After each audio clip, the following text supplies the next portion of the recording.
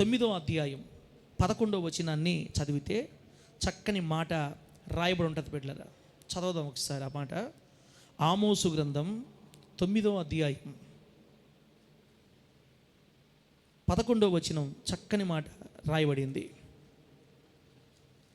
అక్కడ ఏం రాయబడిందంటే, పడిపోయిన దావీదు గుడారమును ఆ దినమున నేను లేవనెత్తి దాని గోడను బాగు చేసి దాని పోయిన చోట్లను బాగు చేసి ఎదోము శేషమును నా నామము ధరించిన అన్ని జనులందరినీ నా జనులు స్వతంత్రించుకొనున్నట్లు పూర్వపు రీతిగా దానిని మరలా కట్టుదును.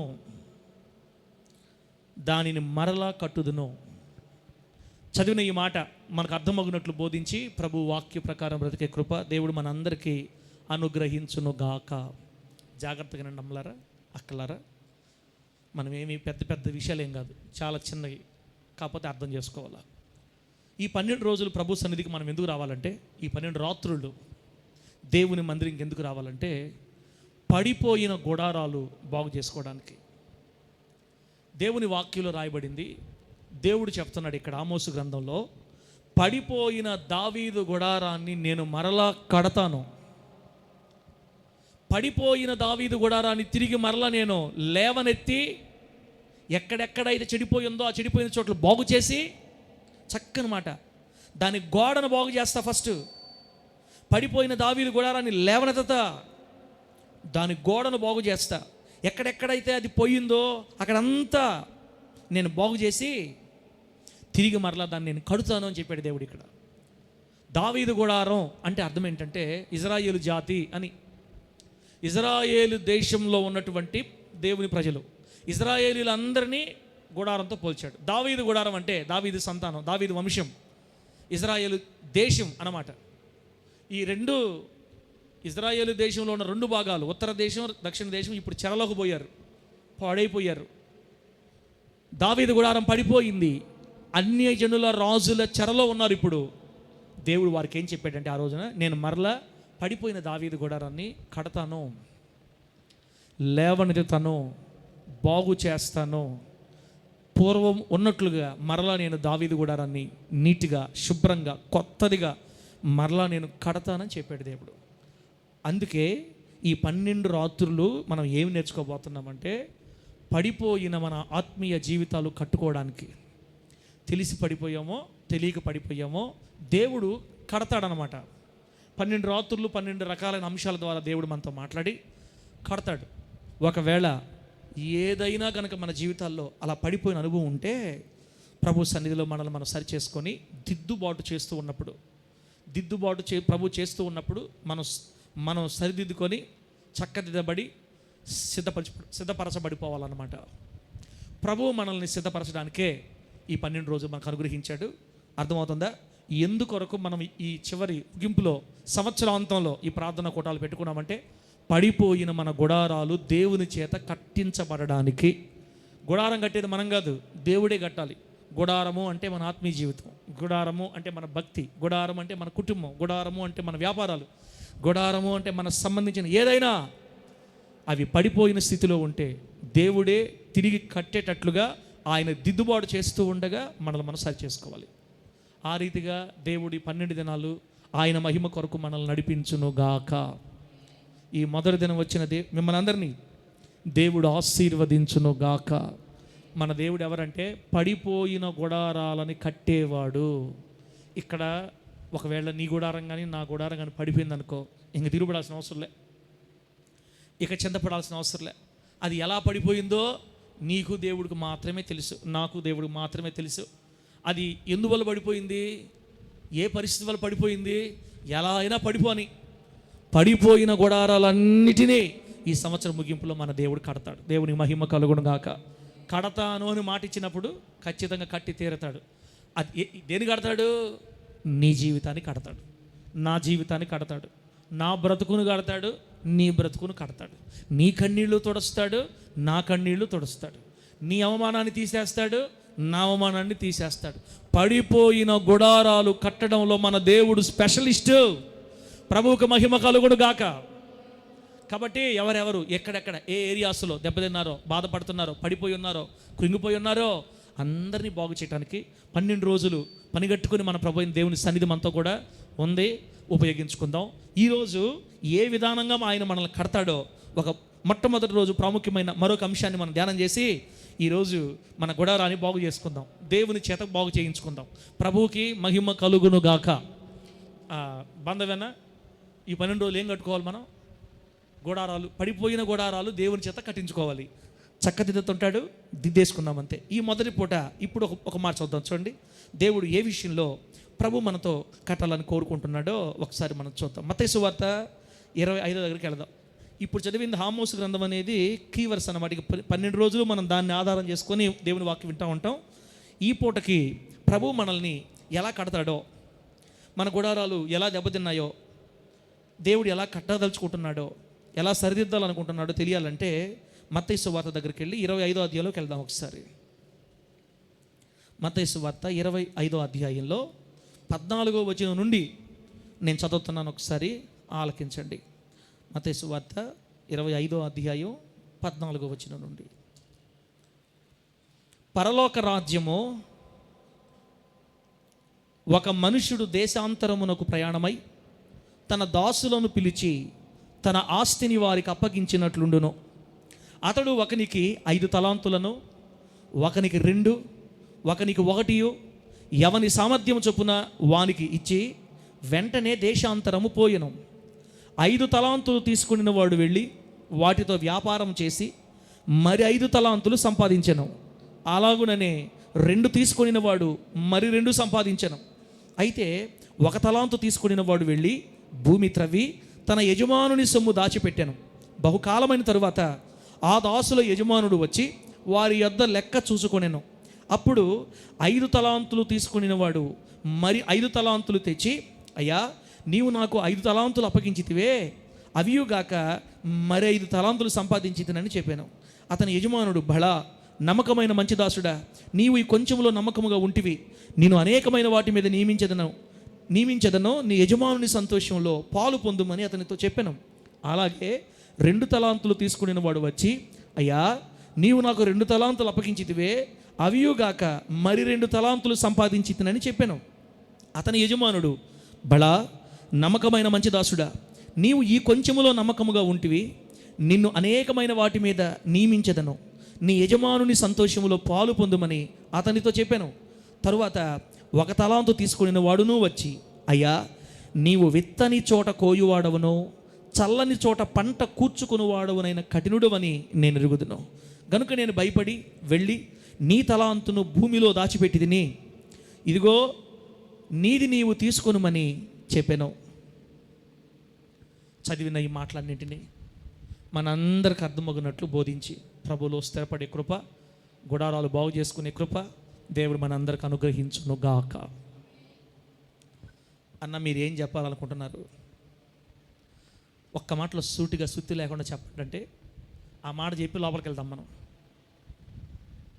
దేవుని బిడ్డలారా, నేనేం చెప్పాలనుకున్నానంటే, ఈ భూమి మీద దేవుడు సృష్టించిన ఏ మానవుడికైనా, ఈ భూమి మీద దేవుడు నిర్మిస్తున్న, సృష్టిస్తున్న లేదా పుట్టిస్తున్న ఏ మనిషినైనా నిరుపయోగంగా, ఏ ఉపయోగం లేనివానిగా, ఏమి చేతగాని వాడిగా, పనికి రానివాడిగా పుట్టించడం లేదు. దేవుడు సృష్టిస్తున్న ప్రతి వ్యక్తి, దేవుడు పుట్టిస్తున్న ప్రతి మానవుడు ఎంతో కొంత తలాంతులు కలిగిన వాడే. అర్థం కాలేదన్న మాకు, అస్సలు అర్థం కాల. ఈరోజు క్రైస్తవుల గుడారాలు ఎందుకు పడిపోయి ఉన్నాయంటే, దేవుడు నన్ను పుట్టించాడు, దేవుడు ఈ భూమి మీద నన్ను తీసుకొని వచ్చాడు, 70 సంవత్సరాలు 40, 50, 30, 20 ఎంతో ఆయుష్ని ఏర్పాటు చేస్తున్నాడు. ఈ భూమి మీదకి వచ్చిన నేను ఊరకనే వెళ్ళిపోవాలా? నన్ను ఏ ఉపయోగం లేకుండా నన్ను భూమి మీద పుట్టించాడా? నా కుటుంబం కోసం, నా కొరకు మాత్రమే బ్రతకడానికి దేవుడు నన్ను భూమి మీద పుట్టించాడా? లేకపోతే సపరేట్ ఒక ఉద్దేశం కానీ, ఒక ప్రణాళిక కానీ, ప్లాన్ కానీ నా మీద ఆయనకి ఏమైనా ఉందా? నా చేత దేవుడు ఏదైనా చేయించుకునేటట్టుగా నన్ను పనికొచ్చే వ్యక్తిగానే ఈ భూమి మీద పంపించాడా, పనికి రాని వ్యక్తిగా భూమి మీద పంపించాడా? అది తెలుసుకోవాలి ఈరోజు రాత్రి. అది అర్థం అవ్వాలంటే ఇక్కడున్న ముగ్గురు వ్యక్తుల గురించి మనం ఆలోచించాలా. అక్కడున్న యజమానుడు మన ప్రభువు యేసుక్రీస్తు వారికి సాదృశ్యం. కాస్త అర్థమైనట్టు అర్థం కానట్టు ఉంటుంది, లాస్ట్కి అర్థమైపోద్ది. వినండి, అర్థం కాకపోయినా అర్థమైనట్టుగా వింటుండండి. యేసు ప్రభు, అక్కడున్న యజమానుడు మన ప్రభు అయిన యేసుక్రీస్తు వారికి సాదృశ్యం. అక్కడున్న ముగ్గురు ఉన్నారే, ఈ ముగ్గురు నీకు నాకు మనందరికి సాదృశ్యం అనమాట. ఇప్పుడు నేనేమంటానంటే, ఆ యజమానుడు ముగ్గురికి 3 విధాలైన తలాంతులు ఇచ్చాడు. ఒకరికేమో 5 తలాంతులు, ఒకరికేమో 2 తలాంతులు, ఇంకొకరికేమో 1 తలాంతు. బాగా గుర్తుపెట్టుకోవాలా, దేవుడు ఈ భూమి మీద నిర్మిస్తున్న ప్రతి మానవుడిని, సృష్టిస్తున్న ప్రతి మానవుడిని, పుట్టిస్తున్న ప్రతి మానవుడికి తలాంతునిచ్చే భూమి మీదకి పంపిస్తాడని మనం మర్చిపోకూడదు. ప్రభువుకు మహిమ కలుగును గాక. ప్రతి ఒక్కరికి టాలెంట్స్, ఇంగ్లీష్లో టాలెంట్స్ అని రాస్తారు. అక్కడ తలాంతు అంటే ఏదో ఒక వరాన్ని, ఏదో ఒక టాలెంట్ని, ఏదో ఒక తలాంతుని ఇచ్చే తల్లి గర్భంలోకి పిండంగా పంపిస్తాడు. ఇప్పుడు చెప్తాను మీకు, ఇంకా నా వల్ల ఏం ఉపయోగం అన్న దేవుడికి, నాకు ఏమి చేత కాదు, నాకు ఏమి పాటలు పాడలేను, ప్రార్థన చేయలేను, దేవుని గురించి ఒక మాట చెప్పలేను, ఏది చేత కాదన్నా నాకు, నేను ఎందుకు బతుకుతున్నాను నాకే అర్థం కావట్లా, నా వల్ల ఏం ఉపయోగం అండి దేవుడికి, చదువులేని దాన్ని అని కొంతమంది ఏమనుకుంటుంటారంటే, నాకు ఏమి వరం లేదు, నాకు ఏమి చేత కాదు, నాకు అసలు ఏమీ లేదు. ఏముంది చేయడానికి? డబ్బు లేదు, విలువ లేదు, స్థితిగతులు బాగలేవు, జ్ఞానం లేదు, చదువు లేదు, ఏ వరం లేదు, అసలు నేను ఎందుకు పుట్టానో నాకే అర్థం కాలేదని చాలామంది మనలో బాధపడుతుంటారు అన్నమాట. 2024 సంవత్సరం అంతా మనం అట్టే బాధపడ్డాం. అందువల్ల మన గుడారం ఏమైపోయింది? గుడారం పడిపోయింది. అంటే ఉపయోగం యూజ్లెస్. ఎవరికి ఉపయోగం లేదు? దేవునికి ఉపయోగం లేదు మన వల్ల. ఎందువల్ల? మనమే అనేసుకుంటున్నాం. ఏమని? నాకేమీ చేత కాదు, నాకేం వరం లేదు, నాకేం తెలియదు, నాకు జ్ఞానం లేదు, నా వల్ల కాదు, నాకు అసలు ఏమి లేదు అని మనం అనుకుంటున్నాం. ఇక్కడ మనం చూసిన ఈ ముగ్గురులో దేవుడు ముగ్గురికి ఇచ్చాడు తలాంతులు. కాకపోతే పరిధిలో. ఒకరికేమో 5 తలాంతులు. వాళ్ళ సామర్థ్యాన్ని బట్టి, వాళ్ళ పరిస్థితులను బట్టి, దేవుడు వాళ్ళని తీసుకొచ్చిన మార్గాన్ని బట్టి కొందరిని మంచి ధనవంతుల కుటుంబంలో పుట్టిస్తాడు, కొందరిని పూరి గుడిసెలో పుట్టిస్తాడు. అపోస్తలుడైన పౌలు గారు మంచి రాయల్ ఫ్యామిలీలో పుట్టాడు. మంచి రాయల్ ఫ్యామిలీ. ఆయన చదివింది యూనివర్సిటీలో. అంటే ఇప్పుడు మన లెక్క ప్రకారం చెప్పాలంటే మంచి కార్పొరేట్ కాలేజీలు చదివినటువంటి ఆ రోజుల్లో గమాలియలు యూనివర్సిటీ, గమలియలు పాదముల యొద్ద దేవుని ధర్మశాస్త్రాన్ని, చదువుని, విద్యను అభ్యసించాడు. ఆయన సకల విద్యల యందు ప్రవీణుడని అపోస్తలుడైన పౌలు గారు గురించి చరిత్రలో రాయబడి ఉంది. అన్నీ తెలుసు ఆయనకి. ముఖ్యంగా ధర్మశాస్త్రంలో పండితుడు, చదువరి, జ్ఞానవంతుడు. తల్లిదండ్రులు మంచి ధనవంతులు. బెన్యామీను గోత్రికుడు, రోమా పౌరసత్వం కలిగిన వాడు. బాగా పైసల్లో ఎదిగాడు అనమాట. ఎవరు? పౌలు గారు. పేతురు గారి దగ్గరికి వచ్చామనుకో, పుట్టడం చేపల వల. ఇతని రూట్ వేరు. నేనేమంటున్నానంటే, ఒకరికి 5 తలాంతులు, ఒకరు 2 తలాంతులు, ఒకరికి 1 తలాంతు. అసలు లేకుండా ఉండదు. దేవుడు చిన్నదో పెద్దదో మనకి తలాంతులు ఇచ్చే మనల్ని తల్లి గర్భంలోనికి పంపిస్తాడు. భూమి మీద మనిషి పుడుతున్నాడంటే ఈ మనిషి ఎక్కడి నుంచి వస్తున్నాడు?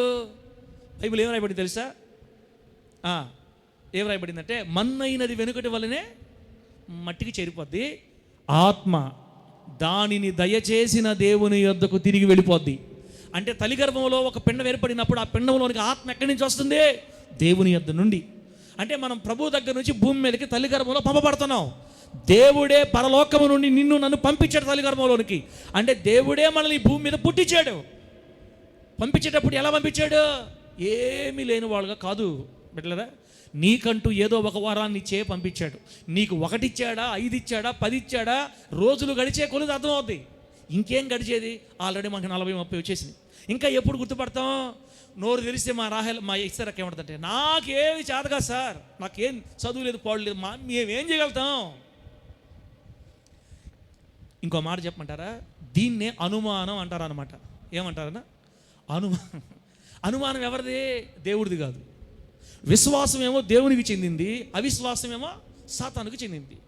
సాతానుగాడు మన గుండెల్లో వేసిన ఈ అనుమానపు విత్తనాన్ని బట్టి అసలు మనకు ఏముందో ఏమి లేదో మనకే అర్థం కాక ఏమి లేదు అనేసుకుంటున్నాం అంతే.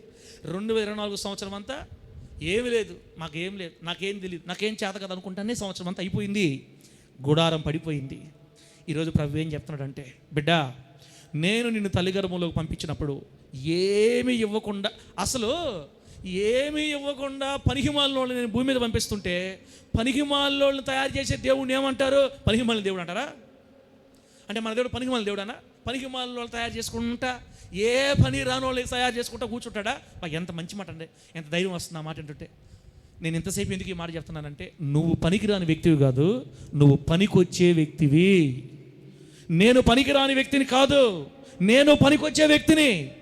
నా ప్రభు అయిన యేసయ్య నిన్ను నన్ను పనికి వచ్చే వ్యక్తులుగానే తయారు చేసి భూమి మీదకి పంపించాడు. దేవునికి మహిమ కలుగును గాక. చెప్పండి గట్టిగా హల్లెలూయా. నీవు చాలా ఉపయోగకరమైన వ్యక్తివి దేవునికి, కానీ గుర్తుపట్ల సైతంగా ఏం చేశాడు? మన కళ్ళకి గుడితనం కలిగేసి, నీ వల్ల ఏం కాదా, చదువుకోలేదు నువ్వు, నీ వల్ల ఏం కాదు, నీకేమొచ్చు, నీకు మాట్లాడ చేతవా, అసలు ఒకరితో మాట్లాడి మెప్పించగలుగుతావా? నువ్వు మాట్లాడితే అందరు తిడతారు నిన్ను, నీకేం చేత కాదు, అసలు నిన్ను దేవుడు ఏమి ఇవ్వలేదు నీకు. చర్చిలోకి వచ్చినప్పుడు ఆ వెనక్కి కూర్చో, ఎవరితో కూడా మాట్లాడబాకు, చదువులేని దానివి, ముందే పేదరాలివి, నిన్ను ఎవరు పడుచుకోరు, అసలు నీ వల్ల ఉపయోగం లేదు, ఆ చర్చిలో నేను ఎవరు పడుచుకోరు, అసలు నీకు ఏం చేత కదని. సాతానుగాడు కొన్ని సంవత్సరాల నుంచి మన గుండెల్లో, మన మైండ్లో, మన మెదడులో ఏం చెప్పాడంటే, నువ్వు చేతగాని దానివి, నీకేం లేదు, నీకేం తెలియదు, నీకు రాదు, నీ వల్ల కాదు అని వాడు మనల్ని అనుమానపు బాణములతో బంధించినందువల్ల ఇంతకాలం మన గుడారము పడిపోయి ఉంది. ఈరోజు రాత్రి, ఈ మొదటి రోజు రాత్రి నిన్ను నిరుపయోగంగా మార్చేయడానికి, నిన్ను ఉపయోగము లేని వ్యక్తిగా నిన్ను బంధించి ఉంచడానికి సాతానుగాడు వాడుకున్న బాణం ఏంటంటే అనుమానం. నాకేం లేదు. ఇప్పుడు 5 తలాంతులు ఇచ్చినోడు ఏం చేశాడన్నా? ఆ 5 తలాంతులతో వ్యాపారం చేశాడు, ఇంకొక 5 తలాంతులు సంపాదించాడు. 2 తలాంతులు కూడా వ్యాపారం చేశాడు, ఇంకొక 2 తలాంతులు సంపాదించుకున్నాడు. ఈ లాస్ట్ వాడు ఉన్నాడే, ఈ 1 తలాంతుడు ఏం చేశాడంటే, ఇది కానీ నేను వ్యాపారంలో పెట్టాను అనుకో, ఈ వ్యాపారంలో నష్టం వచ్చింది అనుకో, మొన్న కూడా పోయిందనుకో, రేపు యజమానుడి దగ్గరికి పోయి లెక్కడే చెప్పినప్పుడు ఏం చెప్పాలి నేను? ఏరా నా ఒకటి ఎదురా అని అడిగితే, వ్యాపారం చేశానయ్యా, వ్యాపారంలో కనిసాలేదయ్యా, నష్టం అయిపోయిందంటే అతను ముందు ఎవరు తెలుసా? అతను ముందు ఎవరో తెలుసా? అతను ఎటోడు తెలుసా? విత్తని చోట కోయువాడు, చల్లని చోట కఠినుడు అని రాయబడి ఉంది. అసలు ఎంత భయంకర మాట, ఎంత కఠిన మాట. అయ్యా, నీవు విత్తని చోట కోయువాడవును, చల్లని చోట పంట కూర్చుకుని వాడు అయిన కఠినుడు వినువు. అంటే ఈ 3వ వ్యక్తిని మనం తిట్టుకోవాల్సిన అవసరం లేదన్నా, ఈ 3వ వ్యక్తిని మనం తిట్టాల్సిన అవసరం లేదు. ఈ 3వ వ్యక్తివే మనందరమే, ఈ 3వ వ్యక్తి జాతే మనందరిది. ఇతను తిట్టకూడదు మనం. ఇతనికి ఆ మైండ్ సెట్ పెట్టింది ఎవరంటే, మిస్టర్ ఈ నల్లోడే, ఈ దరిద్రుడే పెట్టిందంతా, ఈ అపవాది. ఈ అపవాది వీడికి ఏం చెప్పాడంటే, రే నువ్వు దాంతో వ్యాపారం చేసావా, నష్టపోతావు. ఆ నష్టం వచ్చిందా, ముందే ఆయన ఎవరో తెలుసు, మీ దేవుడు ఎవరో తెలుసా, లెక్కడతాడంట, తీర్పు ఉందంట లాస్ట్లో. ఆ తీర్పులో నువ్వే ఇంక నీ ఇష్టమేగా, ఆ ఒక్కటి ఇచ్చాడు నీకు, ఆ ఒక్కటి ఇచ్చాడు, దాంతో ఎందుకు నువ్వు వ్యాపారం చేయాలి, పక్కన పెట్టు, నీ వల్ల కాదులే, నువ్వు దేని చేయలేవు, నువ్వు చేసినా నష్టపోతావు. ముందే ఆయన అంటే వీడికి దేవుని యొక్క ప్రేమను అర్థం కానీయకుండా దేవుడు కఠినుడే అనేటట్టు ఇతనికి నేర్పించాడు. ఈ మధ్యకాలంలో దేవుడు నాతో మాట్లాడుతున్నాడు అంటే, ఒరే ఇశ్రాయేల్ పాస్టరా, నువ్వు మీ విశ్వాసులకి దేవుడు కొడతాడు, రేపు లెక్కలు అడగలుగుతాడు, మిమ్మల్ని మామూలుగా ఉండదు, మీ కోటింగ్ అంటావడం అనుకో, మీ విశ్వాసులు నీ బిడ్డలందరూ అట్టే పోతారు తెలుసా. అమ్మో, చైన్ తీసుకొని వస్తాడా, కర్ర తీసుకొని వస్తాడా, బాకులు తీసుకొని వస్తాడా, ఇంక రేపు యేసయ్య ఎట్ట కోపంగా వచ్చేస్తాడేమో, అది కాక సింహంలాగా వస్తాడంట, అది కాక తొక్కేస్తాడంట, నరికేస్తాడంట. ఒరే ముందుగా ఎందుకురా నన్ను అటు చేసేవి, ఎందుకురా నువ్వు నన్ను అటు చేసేవి ఎందుకు? నేను కోపగస్తుండని, కఠినుడునని, నేను తీర్పు తెచ్చేవాడిని అయితే మీకోసం నేను ప్రాణం ఎందుకు పెడతాను రా భూమి మీదకి వచ్చి? ఎందుకు అటు చెప్పావు నువ్వు? నన్ను అడగలేదులే, అడగతాడు. ఇక నేను ఇదే పందాలో పోయాను అనుకో, ఇక మీకు యేసయ్య అంటే గ్యాంగ్ లీడర్ గుర్తుకొచ్చేసాడు కన్నా రాబోయే రోజుల్లో. ఇట్టే కానీ చెప్పుకుంటూ పోయినా, ఇప్పటికే మన వాళ్ళు చాలామంది ఆ ముసుగులోకి వెళ్ళిపోయారు. యేసు ప్రభు అంటే గ్యాంగ్ లీడర్, ఆయన భయంకరంగా కొడతాడు. ఆయనతో జాగ్రత్తగా ఉండాలి. ఆయన ఏమాత్రం తేడా వచ్చినా ఆయన ఆ పక్క ఈ పక్క రాల్చేసేటట్టున్నాడు. ఆయన ముందే మినిస్ట్రీ పేరేంది? న్యాయాధిపతి.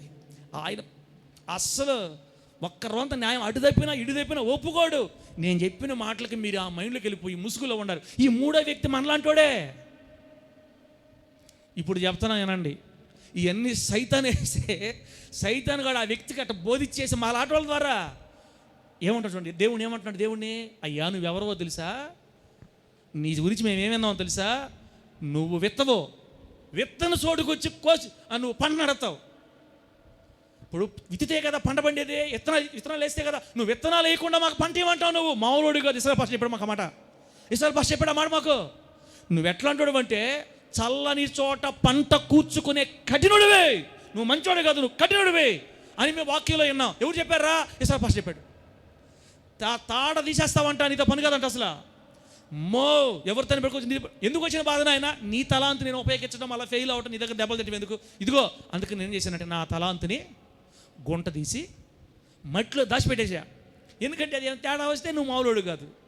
ఇదిగో మళ్ళీ నువ్వు వచ్చావు కదా, మొత్తం తీసుకొని వచ్చి నీకు ఇస్తున్నా అని ఆ ఒక్క దేవుడిచ్చిన తలాంతుని, సామర్థ్యాన్ని, వరాన్ని, టాలెంట్ని దేవుని కోసం వాడకుండా అలా మరుగున పడేసి నా వల్ల కాదు, నాకు జ్ఞానం లేదని ముందు అనుమానం.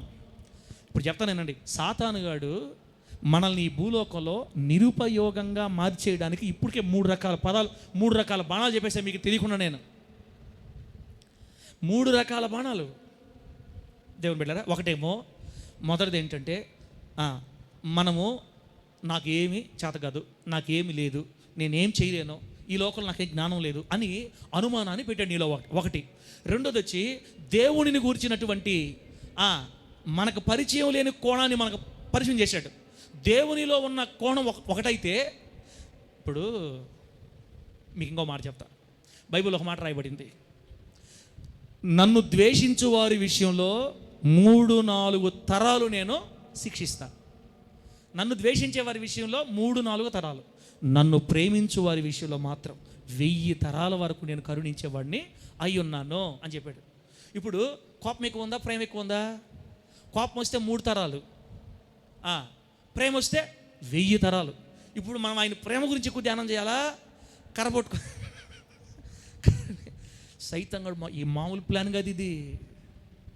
సంఘాలను గలిబిలు చేసేసి, విశ్వాసులను భయాభ్రాంతులు చేసేసి, టీచర్ని చూస్తే పిల్లలు ఎట్ట భయపడిపోతారు, వస్తున్నాడు రా నాయన అంటే ప్రేమ అర్థం కానికుండా ఆయన కఠినత్వాన్ని ఎక్కువగా వినడం వల్ల ఆయన కఠినుడు అనుకొని దేవుని పని చేయడం మానేసి నాకేమి తలాంతులు లేవు అని ఒక పక్క,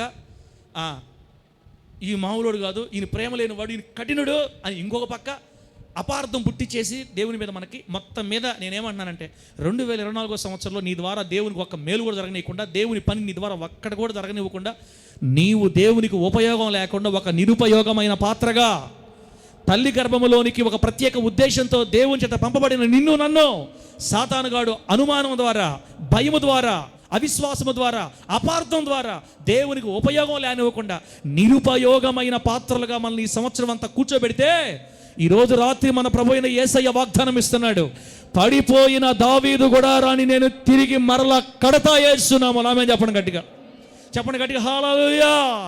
పడిపోయిన దావీదు గుడారాన్ని లేవనెత్తి దాని గోడను బాగు చేసి, పోయిన చోట్ల బాగు చేసి, పూర్వపు రీతిగా తిరిగి మరలా నేను దాన్ని నిలబెడతాను.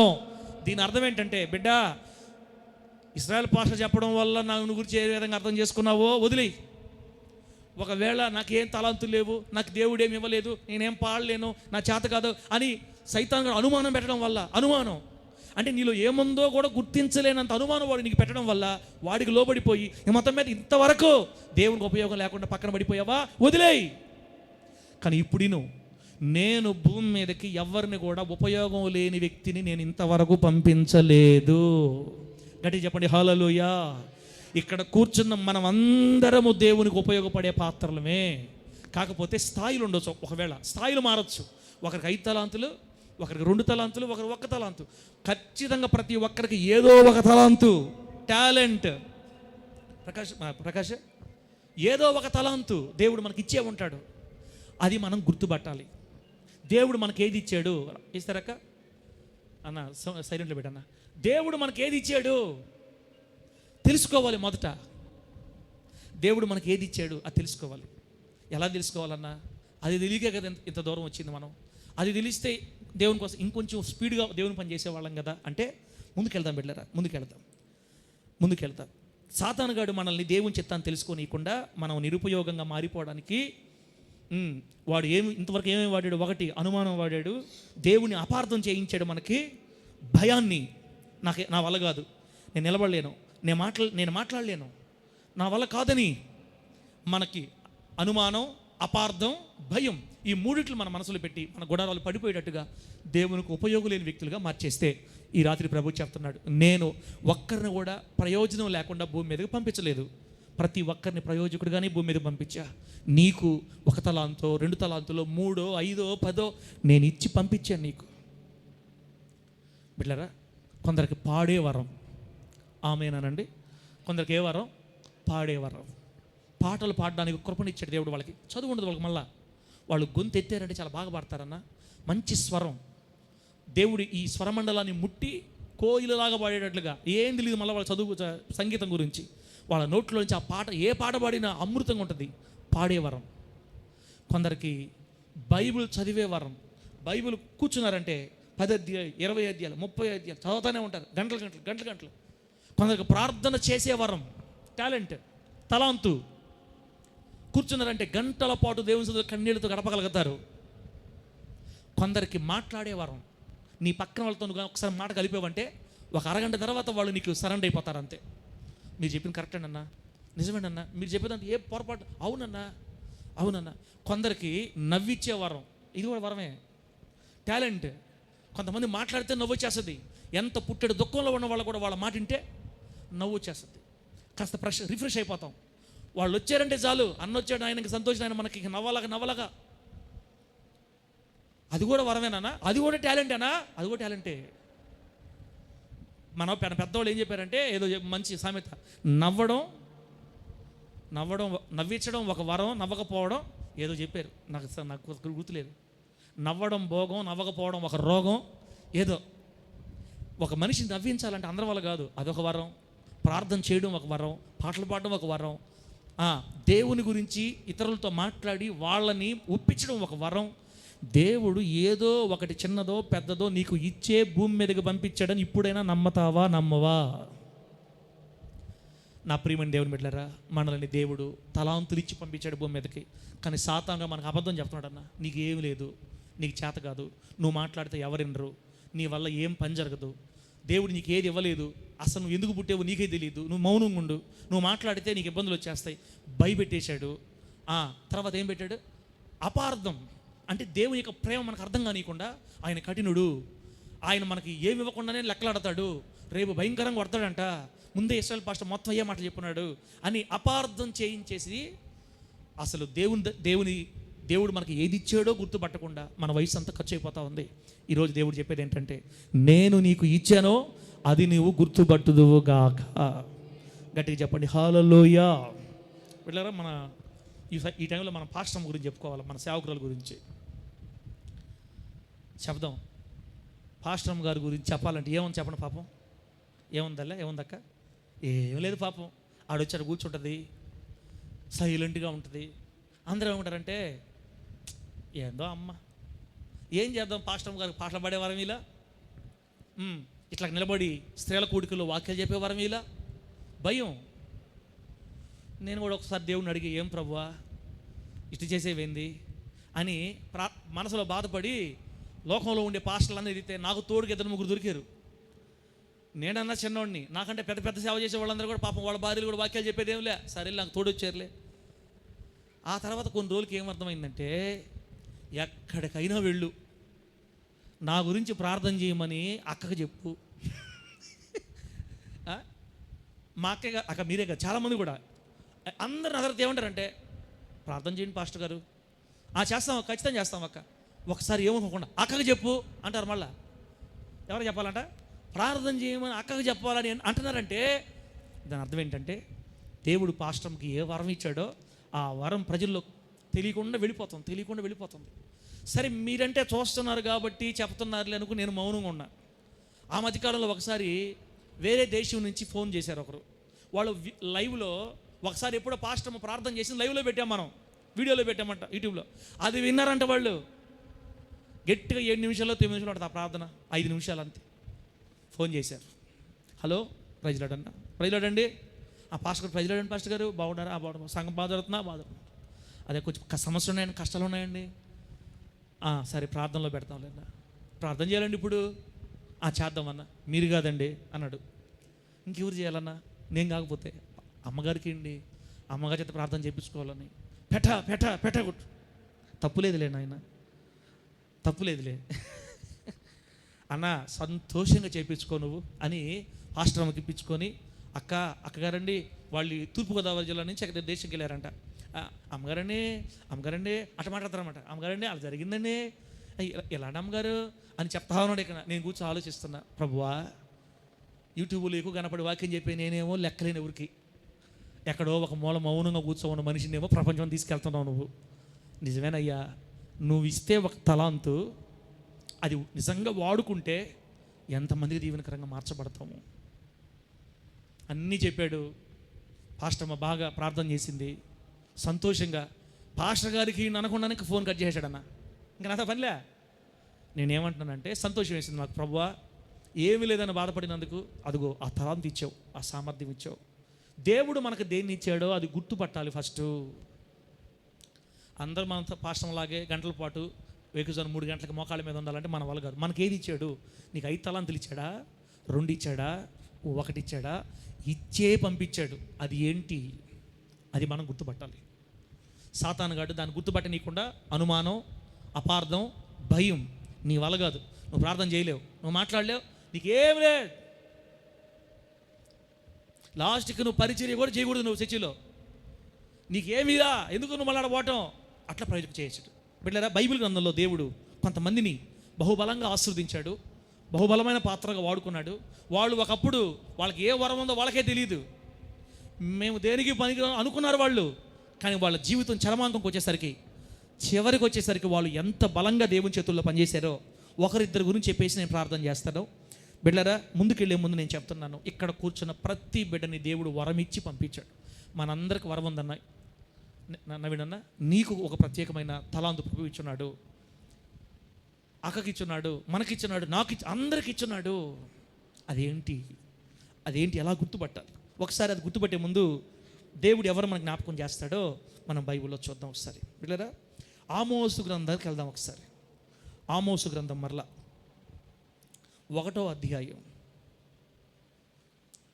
1వ వచనాన్ని చదువుదాం ఒకసారి. బిడ్డలారా, అక్కడ ఒక మంచి మాట రాయబడింది. ఆమోసు గ్రంథం 1వ అధ్యాయం 1వ వచనం ఏముందంటే, యూదా రాజైన ఉజ్జియా దినములలోనూ ఇశ్రాయేలు రాజుగు యెహోయాషు కుమారుడైన యెరోబాము దినములలోనూ భూకంపము కలుగొట్టుకు 2 సంవత్సరముల ముందు ఇజ్రాయేలీలను గూర్చి తెకోవలోని పశుల కాపరులలో ఆమోసునకు కనబడిన దర్శన వివరము అని రాయబడింది. ఒకసారి దీనికి రిలేటెడ్గా ఇంకొక రెఫరెన్స్, అదే ఆమోసు గ్రంథంలోనే 7వ అధ్యాయం బిడ్డలారా చదువుదాం. 7వ అధ్యాయం 14వ వచనం నుండి చదువుదాం ఒకసారి. 7:14. అందుకు ఆమోసు అమజ్యాతో ఇట్లనేను, నేను ప్రవక్తనైనను కాను, ప్రవక్త యొక్క శిష్యుడనైనను కాను, కానీ పశుల కాపరినై మేడి పండ్లు ఏరుకొని వాడను. నా మందలను నేను కాచుకొనుచుండగా యెహోవా నన్ను పిలచి, దేవుని నామానికి మహిమ కలుగును గాక.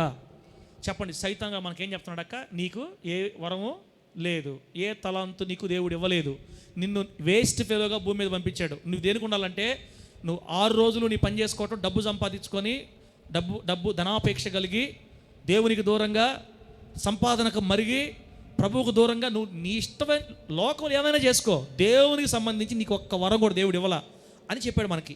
ఇప్పుడు ప్రభు మనకు ఒక వ్యక్తిని చూపిస్తున్నాడు. ఇతను ఎవరంటే, ఈ గ్రంథకర్త అయిన ఆమోసు గారి గురించి మనం చదివేము ఇప్పుడు. ఎంత చక్కని మాట. ఈయన పశువుల కాపరి. చెప్పండి, ఎవరక్క? ఎవరు? పశువుల కాపరి. పశువుల కాపరులు ఎట్లా ఉంటారక్క? చదువు. పశువుల కాపరులు బీటెక్ చేసిన వాళ్ళు, బీడీ చదివిన వాళ్ళు, ఎంబీఏ చదివిన వాళ్ళు పశువులు మేపుతారా? ఈ రోజుల్లో పశువులు మేపేది ఎవరు? చదువు రాని వారు, మోటువారు, లేకపోతే చదువు అబ్బక ఏదో పని చేసుకొని బతకాలనుకొని, నా చిన్నప్పుడు కోపం వస్తే తల్లిదండ్రులు ఎడదిట్టేవాడి పిల్లల్ని, రేయ్ చదవకపోయావంటే పశువుల దగ్గర పెడతా అనేవాళ్ళు. పశువుల దగ్గర పోయేవాళ్ళు ఇప్పుడు ఈ రోజులను బట్టి, మన పరిస్థితులను బట్టి ఏమనుకుంటారంటే, చదువులేనివాడు, నిరుపయోగమైన వాడు, దేనికి పనికిరానివాడు, వాళ్ళని తీసుకెళ్ళి ఆసాముల దగ్గర పశువుల దగ్గర పెడతారు. జీతం ఇస్తే ఇంట్లో గడుపుకోవడానికి. ఒక్క మాట చెప్పాలంటే, ఇక్కడ పశువుల కాపర్లు ఎవరు ఉన్నారా మనలో? ఇక్కడ పశువుల కాపర్లు ఎవరు లేరు. ఒకప్పుడు పశువులు మేపిన కూడా లేరు ఇక్కడ. మనం అంతా చిన్నప్పటి నుంచి ఏదో పని చేసుకుంటా బ్రతికాం. సరే ఉన్నారు అనుకోండి, మా పౌలన్నో ఎవరో పశువులు మేపే వచ్చారు. నేను కూడా ఒకప్పుడు డక్స్ బాతుల దగ్గరికి వెళ్ళి నేను కూడా వచ్చా. చిన్నప్పుడు నేను కూడా బాతులు వెనక్కి తిరిగి వచ్చా. అది చిన్నప్పుడు. సరే మొత్తం మీద మన అందరం పశువులు మేపిన వాళ్ళమే, బాతులు మేపి అనుకుందాం. ఇప్పుడు పశువులు మేపినడం, ఇప్పుడు మనతో సాతాను ఏమంటున్నాడు, నీకు ఏ తలాంత ఇవ్వాలా, నువ్వు దేని పనికిరావు, నీ వల్ల కదా అన్నాడు కదా. అసలు పశువులు మేపేవాడితే ఏం చెప్తాడు సాతాను కూడా పోయి, ఒరేయ్ నువ్వు నోరు కూడా తెరవద్దు, ఎందుకంటే నువ్వు నోరు తెరిస్తే నీ మాట చేత కాదు, నీకు దేవుడు ఏమి ఇవ్వాలా, నీకు లాస్ట్కి ఇచ్చింది ఏంటంటే ఆ పశువులు మేపే బుద్ధి, ఆ పశువులు నీ బతుకదే అని చెప్పుంటాడు ఆమోసు కూడా. బిడ్డరా నేనేం చెప్పాలనుకుంటానంటే, మీకు ఒక పశువుల కాపరిగా మేడి చెట్ల దగ్గరికి వెళ్ళి ఆకలి అయితే మేడి పళ్ళు ఎరుకొని తింటూ, ఒక దీనత్వంలో చదువు సంధ్య లేని ఒక మోటువాడిగా, జ్ఞానము లేని ఒక వెర్రివానిగా బ్రతుకుతున్నటువంటి ఆమోసు ఇక్కడ మనకు కనబడుతున్నాడు. నేను అనుకునేది ఏంటంటే, ఇంత దీనత్వం, ఇంత పేదరికం, ఇంత దారిద్ర్యత ఇక్కడ ఎవరికీ లేదు. మనమందరం చేతి పనులు చేసుకొని సంపాదించుకొని తింటున్నాం. చదువు లేని మోటువాడు, జ్ఞానం లేని వెర్రివాడు, పళ్ళు ఏరుకొని తినేవాడు, పశువులు వెనక తిరిగేవాడు. నేను చెప్తున్నాను, ఇటువంటి స్థితిలో ఉన్నటువంటి ఈ వ్యక్తి నిజానికి సమాజానికి దేనికి పనికిరాడు. పాపం దేనికి పనికిరాడు. చెప్పొచ్చు ఇతనికి ఏ తలాంతులు ఉండవని, కానీ నేను అంటున్నాను, తల్లి గర్భములోనికి ఒక వ్యక్తిని దేవుడు పంపేటప్పుడే ఏదో ఒక తలాంతునిచ్చి పంపిస్తాడని బైబిల్ చెప్పింది కదా. దేవునికి మహిమ కలుగును గాక. నేను ఎవరిని ఉపయోగం లేకుండా సృష్టించను, నేను తలాంతునిచ్చే పంపుతా అన్న దేవుడు ఇప్పుడు ఆమోసు విషయంలో జ్ఞాపకం చేసుకున్నాను అనమాట. నేను చెప్తున్నాను మీకు, సార్ మనకి ఏ వరం ఉందని ఎలా కనుక్కోవాలి, మనకి ఏ వరం ఉంది మనకి ఎలా తెలుస్తుంది, నేను ఎలా ఏ తలాంతును ఉపయోగించి దేవుని పని చేయాలి, నేను బ్రతికే దినాలలో దేవునికి నేను ఎలా ఉపయోగపడగలుగుతాను, నాకు ఏ టాలెంట్ ఉంది నేను ఎలా గుర్తుపట్టాలంటే ఒకటే దారి. అక్క ఏం దారి తెలుసా? ఇతను చదువులేనోడైనా, పేదవాడైనా, దరిద్రుడైనా, మోటోడైనా, పశువుల వెనక తిరుగుతున్నోడైనా, ఆమోసు ఎవరో తెలుసా? యెహోవా కనుసన్నల్లో బ్రతుకుతున్న భక్తిపరుడు. దేవునికి మహిమ కలుగును గాక. చెప్పండి గట్టిగా హల్లెలూయా. పేదవాడే, మోటివాడే, దేవుని కనుసన్నల్లో బ్రతుకుతున్న పరిశుద్ధుడు, ధర్మశాస్త్రాన్ని అనుసరిస్తున్న పరిశుద్ధుడు, తన పితరుల దగ్గర విన్నటువంటి ధర్మశాస్త్రపు పలుకులు గుర్తుపెట్టుకొని కుడికి కానీ ఎడమకు కానీ తొలగకుండా ఒక పేదవాడు, దీనుడు, దరిద్రుడు, చదువురానివాడు, మోటివాడు ప్రభువు కొరకు నిలబడి దేవుని కోసం తీర్మానించుకొని లోక సంబంధమైన మురికి అంటకుండా ధర్మశాస్త్ర సంబంధమైన భక్తిని సాధన చేస్తా ఒక పేదరికంలో పశువుల వెనక తిరుగుతూ దేవుని కోసం రోషంగా నిలబడి ఉన్నాడు. దేవునికి మహిమ కలుగును గాక. చెప్పండి గట్టిగా హల్లెలూయా. నువ్వు పశువులు వెనక తిరిగేవాడివైనా నీవు దేవునికి అనుసరణలో బతికితే చాలు. నీకు ఏ తలాంతు ఉందో ఆయనే ఒకానొక టైంలో నీ దగ్గరకు వచ్చి నీకు జ్ఞాపకం చేసి దాన్ని నువ్వు వాడేటట్టుగా సహాయం చేసి దాని ద్వారా నువ్వు ఇతరులకు దీవెనకరంగా మారేటట్టుగా ప్రభువే సమస్తం చూసుకుంటాడు యేసు నామములో. గట్టిగా చెప్పండి హల్లెలూయా. ఇప్పుడు చెప్పండి అక్క, నా బాధ అర్థమైందా? నీకు నాకు గుర్తుండదు, ఎందుకంటే ముందే వాడు మనకు అనుమానం పెట్టేస్తున్నాడు, అపార్థం చేసేస్తున్నాడు, భయం పెట్టేస్తున్నాడు. భయం మనకి మాట్లాడాలంటే అందరిలో నాకు చేత కాదు, నాకు ఇప్పుడు నేను కూడా అప్పుడప్పుడు కళ్ళు మూసుకుంటాను కదా. ఇప్పుడు నేను కూడా కళ్ళు మూసుకుంటుంటా. కొంతమంది తెలియదు ఎందుకు అన్న ఊరు కళ్ళు మూసుకుంటాడు, ఎందుకు మూసుకుంటాడు. అది ఒకప్పుడు సిగ్గు అంటారు కదా, మనిషి ముఖం చూడాలంటే సిగ్గు, ముఖం చూసి మాట్లాడాలంటే సిగ్గు. ఆ ఎఫెక్ట్ ఇప్పుడు కూడా పడతా ఉంటుంది, తెలియకుండానే కళ్ళు మూసుకుపోతాడు, కళ్ళు మూసుకుపోతాం. ఏం చేద్దాం? అది మన స్థాయి. కనీసం ఐ టు ఐ కాంటాక్ట్ చేసి కూడా మాట్లాడలేనంత పిరికి. ఇట్లాంటి దేవుడు తీసుకొని వెళ్ళి విమానాల్లో తిప్పి ఆ ఏరే దేశాల్లో సంఘాలు నిలబెట్టి మాట్లాడిచ్చాడంటే నాకు బల ఆశ్చర్యం. అది ఆయన చేస్తాడు అంతే. అది చేసేది కేవలం దేవుడు ఒక్కడే చేస్తాడు. అందుకే మనం ఏం చేయాలంటే, నీవు పేదవాడివైనా, పశువులు మేపేవాడివైనా, లేకపోతే చదువు లేని వాడు అయినా మోటుదాను అయినా, నీకెవరు జ్ఞానం చెప్పేవాళ్ళు లేకపోయినా, నిన్నెవరు పట్టించుకోకపోయినా, నీకు అందరూ ఒక ముద్రేసి ఈమె తెలివి లేని చదువు లేదని ముద్రేసి నీ పక్కన పడేసినా, సాతానుగాడు ఊరికి నీ చెవులోకి వచ్చి నీకు జ్ఞానం లేదు, నీకే తలాంతు లేదని చెబుతూ ఉన్నా, నీవు దేవుని కనుసన్నల్లో నిలబడగలిగి ఉంటే చాలు. సమయం వచ్చినప్పుడు ఆయనే నీ దగ్గరకు వచ్చి నీకున్న తలాంతేదో జ్ఞాపకం చేసి నీ భయాల్ని అనుమానాల్ని పటాపంచలు చేసి అపార్థాలు పారదోలి నా ప్రభు అయిన యేసయ్య ఆయన పనిని నీ చేత నా చేత చేయించుకొని తీరుతాడు. దేవునికి మహిమ కలుగును గాక. What a wonderful God we have.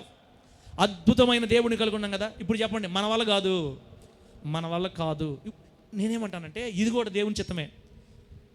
అసలు ఈ వాక్యం ధ్యానం చేస్తున్నప్పుడే నాకు చాలా సంతోషం వేసింది. ప్రభు దీన్ని ఎలా ప్రొక్లెయిమ్ చేయాలి, ఎలా ప్రొజెక్ట్ చేయాలి బిడ్డలకి. అపార్థమే ప్రభు, నీ గురించి ఓవర్ థింకింగ్ చేసాం మేము. నిజమే. ఒక పశువులు మేపేవాడినే దేవుడు ప్రవక్తగా వాడుకుంటే నిన్ను నన్ను దేవుడు వాడుకోడా? చెప్పండి. పశువులు పాస్టర్గా ఏం లేడు, మళ్ళీ ఎక్కువ కాలం పాస్టర్గా ఏమి లేడు. అతను చెప్తున్నట్టు చూడండి, నేను ప్రవక్తని కాదు. ఎన్నో వచ్చిన మాక 7వ అధ్యాయం 14 వచ్చిన కదా, నేను ప్రవక్తని కాదు, ప్రవక్త యొక్క శిష్యుని కాదు, నేను పశువుల కాపరిని, మేడు పండ్లు ఏరుకునేవాడిని. నేను నా పశువుల మందలు కాచుకొనుచుండగా యెహోవా నన్ను పిలిచాడు. ఎక్కడ పిలిచాడు? పశువులు మేపుకుంటున్నప్పుడు, పశువులు కాచుకుంటున్నప్పుడు అక్కడికి వచ్చి పిలిచాడు. ఆమోసు, ఇంతకాలం నమ్మకంగా ఉన్న నా బిడ్డ, లోకాన్ని పాపాన్ని నా కోసం కాదనుకున్నవాడా, శరీరాశను చంపుకున్నవాడా, ధర్మశాస్త్రపు అడుజాడల్లో నమ్మకంగా నిలబడి మురికి అంటకూడదని తీర్మానించుకున్నవాడా, నా ముద్దు బిడ్డ, నువ్వు పేదవాడు అయితే అవ్వచ్చు, నీలో ఉన్న వరాన్ని నేను చెబుతాను రా. అదేంటో తెలుసా? నా మాటలు నీవు దేశాలకు ప్రకటించాలా. దేవునికి మహిమ కలుగును గాక. ఎవరికి ప్రకటించాలి? దేశాలకి. అసలు మీరు చదువుకుంటా వస్తే ఆమోసు గ్రంథం అంతా ఆయన ప్రవచనాలు ఎవరికి చెప్తాడంటే, దమస్కు పట్టణానికి చెప్తాడు, మోయాబీయులకు చెప్తాడు, అమ్మోనీలకు చెప్తాడు. అమ్మోను దేశం, మోయాబు దేశం, దమస్కు అని సిరియా దేశం, ఇజ్రాయెల్ దేశం, ఇలా 4-5 దేశాలకి ఏంది పశువులు మేపుకునేవాడిని దేశాలకు ప్రకటించేవాడిగా మార్చగలడు నవీనన్న మన దేవుడు. దేవునికి మహిమ కలుగును గాక. ఆయనకు అసాధ్యమైందే లేదు. దేశాలకు వాక్యాన్ని ప్రకటించే నోరు ఇచ్చేశాడు. చదువుకునేవాడు, చదువు రాని వాడు మాటలు మోటుగా ఉంటాయా అన్న? ఎట్లా ఉంటాయి? చదువురాని మాటలు మనం వినలేము. అంటే కొంచెం ఎబ్బెడ్డు కనపడుతుంటాయి. పశువులు మేపుకునేవాడు మాట ఎట్లా ఉంటుంది? నేను చెప్తున్నాను, నువ్వు పశువులు మేపుకున్నా పర్వాలే, ఎలా మాట్లాడాలో నీకు నేర్పించి ఆయన పని వాడుకుంటాడు అంతే.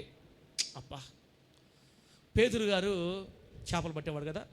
పేతురు పత్రికలు మనం కానీ చదివితే ఇప్పుడు పిహెచ్డీలు చేసిన వాళ్ళు కూడా పేతురు పత్రిక మీద పిహెచ్డీలు చేస్తున్నారు.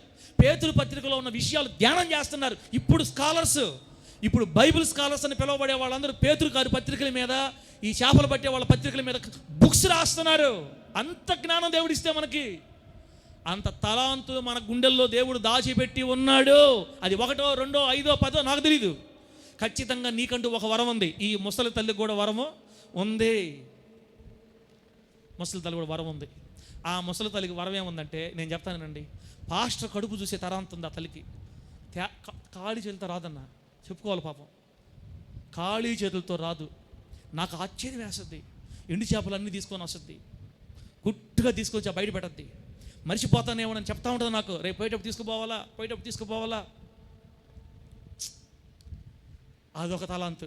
దైవజనులు గమనించి, దైవజనులు ప్రేమించి, దైవజనులు కడుపు నింపి ముసిలి దాన్ని నేనేం చేస్తాను ప్రభువా, నా వల్ల ఏమవుతుంది ప్రభువా, నేనేం మాట్లాడగలుగుతాను ప్రభువా, నువ్వు చేసేది నీకు ఉందలేమ్మా, నేను ఎవరిని ఉపయోగం లేకుండా నేను పుట్టించలేదు, అందరిని ఉపయోగపడేటట్లుగానే, నిరుపయోగమైన పాత్రగా కాదు కానీ ఉపయోగకరమైన పాత్రగానే భూమి మీద నేను పంపాను. నువ్వు గుర్తుపట్టాలంటే ముందు నా కోసం నువ్వు నిలబడాలా. నువ్వు నిలబడు నా కోసం, నేను వస్తాను నీ దగ్గరికి. నేనే పనిగట్టుకొని వచ్చి నీ తలాంతేదో నేనే నీకు చెప్తా. ఆమోసుని దేవుడు పిలిచాడా? ఆమోసే దేవుడి దగ్గరికి పోయి ఏందైనా నా సంగతి అన్నాడా? దేవుడే ఆమోసు దగ్గరకు వచ్చి పిలిచాడు.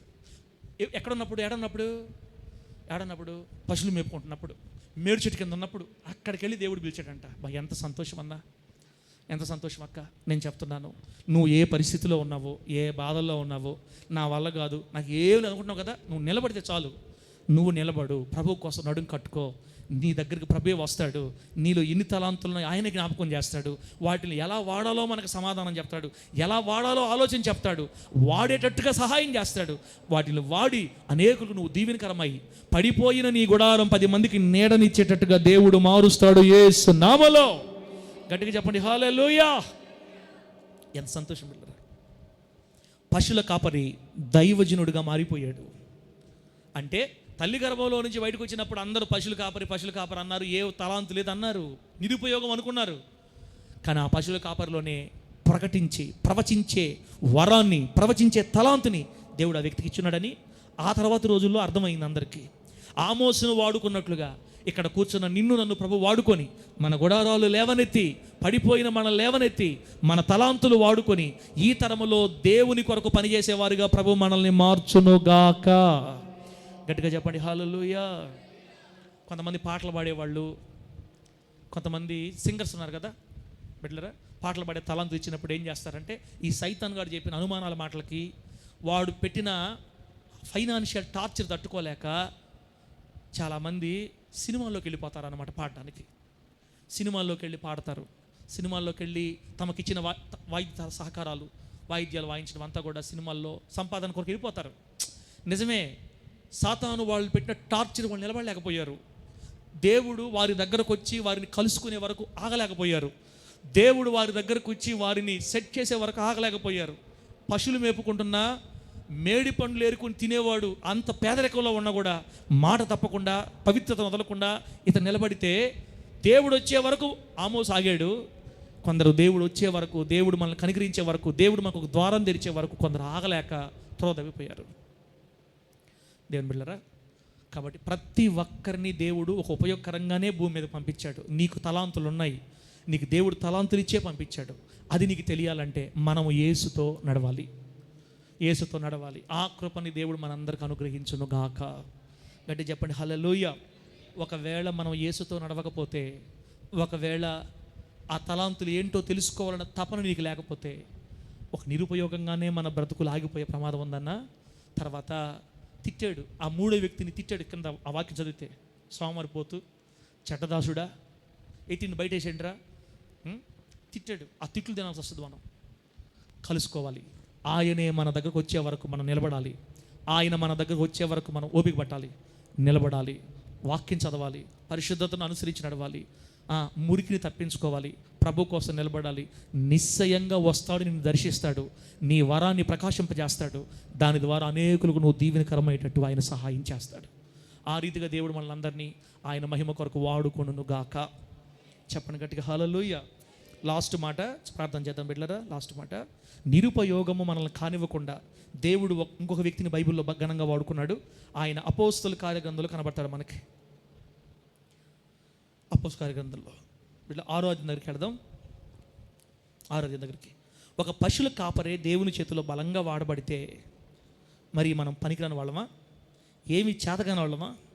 నిరుపయోగ పాత్రగా ప్రభు చేశాడా? కాదు కదా.